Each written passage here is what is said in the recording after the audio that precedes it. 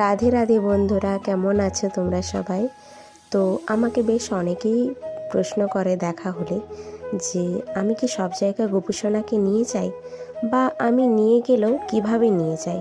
তো চলো আজ তোমাদের সাথে সেটাই শেয়ার করি। তো গোপু সোনাকে নিয়ে ঘুরতে যাচ্ছি দুদিনের জন্য। তো প্রথমে আমি গোপু সোনার ড্রেসগুলো সব নিয়ে নিলাম, যে ড্রেসগুলো গোপু সোনাকে ওখানে পরাবো, তো সেই ড্রেসগুলো নিয়ে নিয়েছি।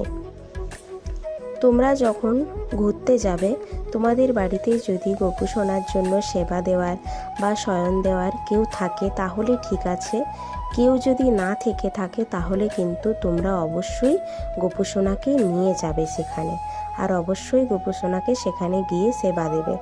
তো আমি এখানে গোপু সোনার জন্য ড্রেস সব রেডি করে দিয়েছি।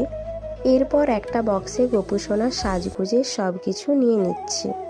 আসলে সব কিছু গুছিয়ে ঠিকঠাক মতন মনে করে করে নিতে হবে, যাতে করে ওখানে গিয়ে না সমস্যায় পড়ি, যাতে গোপু সোনার কোনো রকম কোনো অসুবিধে না হয়।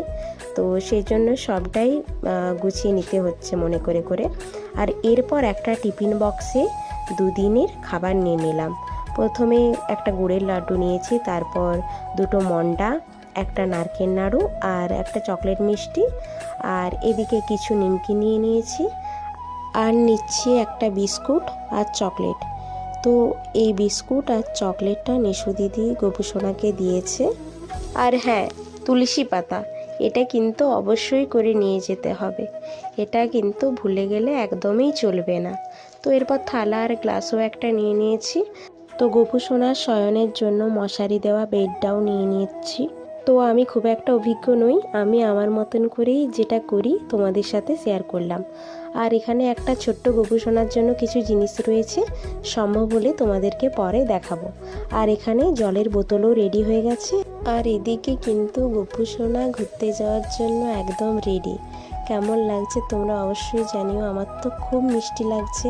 রাধে রাধে।